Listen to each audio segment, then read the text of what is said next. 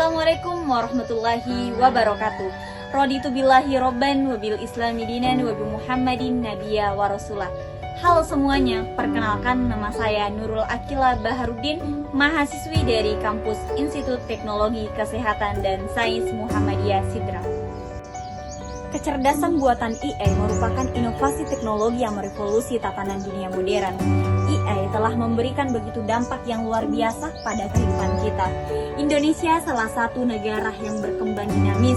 Perkembangan AI dimulai pada tahun 1980-an. Pada saat itu, AI ini hanya digunakan oleh perusahaan-perusahaan tertentu seperti minyak, gas, penerbangan, dan logistik.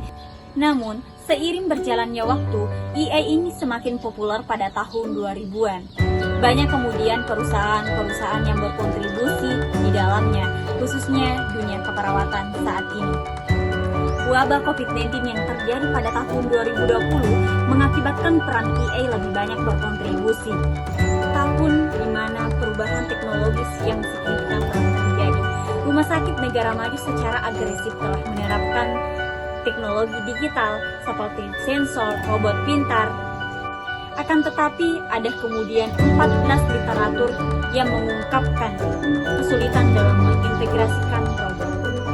Kemudian, banyak kelebihan yang kita rasakan oleh AI itu sendiri, khususnya mengurangi biaya perawatan dan kemudahan dalam mengakses ilmu pengetahuan dan keterampilan. Di sisi lain, dampak negatif oleh AI itu sendiri yang pertama, ancaman serius bagi lapangan kerja, khususnya kita seorang tenaga kesehatan.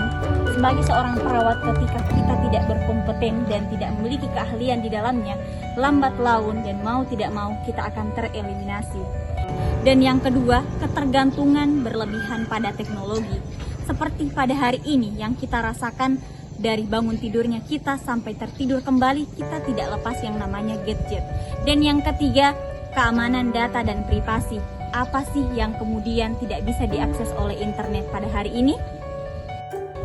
Menurut saya, ada 4 peran kita sebagai seorang perawat yang tidak mudah tergantikan oleh AI. Yang pertama, caregiver. Sebagai seorang perawat, kita bertugas untuk memberikan dukungan perawatan kepada pasien. Di posisi inilah kita memberikan dukungan, baik itu emosional, rasa empati, dan membangun hubungan saling percaya diri dengan klien. Dan perlu diketahui bahwasanya seorang perawat itu tidak hanya bertugas dengan tenaganya saja, akan tetapi bertugas dengan perasaan atau hatinya. Yang kedua, sebagai edukator. Gaya hidup klien yang dulunya kurang sehat atau tidak sehat, dan kita hadir untuk mendidik dan mengedukasi klien ini, baik itu kliennya, keluarganya, ataupun orang yang di sekitar kita.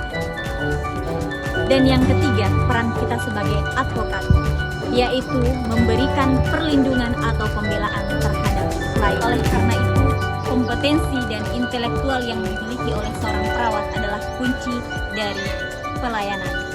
Saya akhiri dengan sebuah pantun, mentari pagi bersinar di pagi hari, menyapa bumi penuh semangat. Perawat yang bijak terus belajar, kompetensi, tangguh, dan penuh hasrat.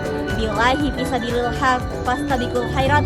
Assalamualaikum warahmatullahi wabarakatuh.